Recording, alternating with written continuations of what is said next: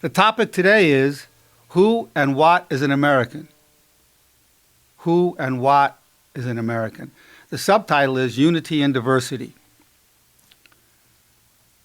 I asked a friend of mine who was originally from Mexico, I said, Joseph, what do you consider yourself? Do you consider yourself an American or a Mexican American? What do you call yourself?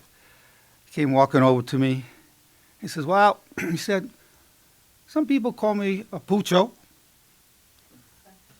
Some people call me a Mexican. Some people call me a Mexican American. I said, well, what do you call yourself? He says, I call myself an accident. I wasn't planned. I didn't plan to have the parents I have. And I didn't plan the country I was born in.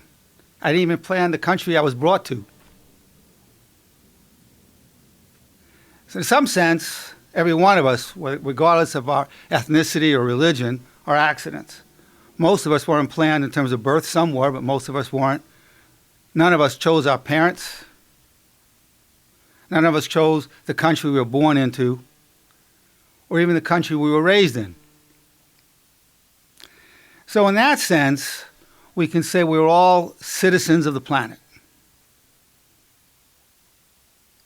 We're all first human beings before we're an American or a Mexican or a Persian or Indian, whatever. We're first all human beings first. No doubt about that.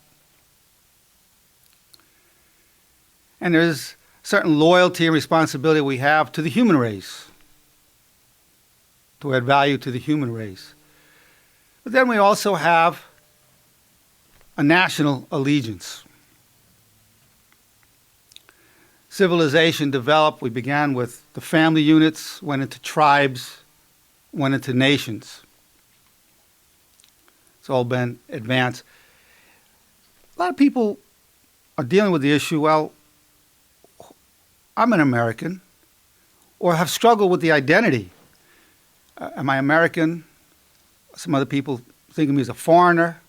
So basically the quest is a quest for identity. Where are my roots? Where do I belong? It's a quest for connectedness. People want to feel connected to the people around them. And if they can't feel connected to everybody, they'll say, well, I at least belong to this subgroup. I'm born in Mexico, so I'm connected to Mexican Americans. I was born of Jewish origin, I'm connected to the Jews. But it's always because there's at least the search for connection, search to belong. So in coming with who and what is an American, we all belong in this great country. It's our country. Now, there's a legal definition. If you were born here or naturalized, legally, you're an American. Now, you would be a citizen automatically. But then you could have a green card. Now, somebody with a green card, many people may not know this, but with a green card, you can serve in the military. So you have people who serve in the military who don't even have citizenship, putting himself in harm's way. And so if you ask the question, who and what is an American, who could possibly say about that individual that he's not an American? Risking his life to protect the interests and protect the American citizens. Who could say that man is not a citizen, is not an American, even though he's not a citizen yet? So even the legal definition becomes a little hazy. And every American, including the person who's serving in the military, has the Pledge of Allegiance.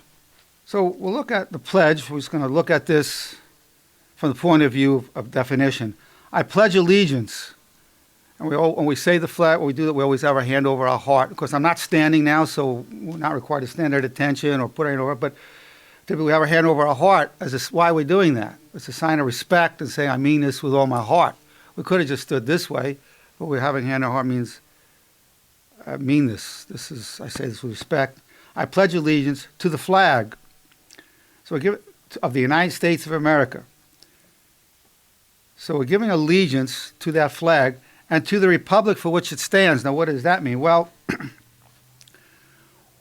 we don't directly vote on our issues. We don't, for instance, when it came time of civil rights or even the Emancipation Proclamation, the citizens didn't vote. We elect people who vote for us.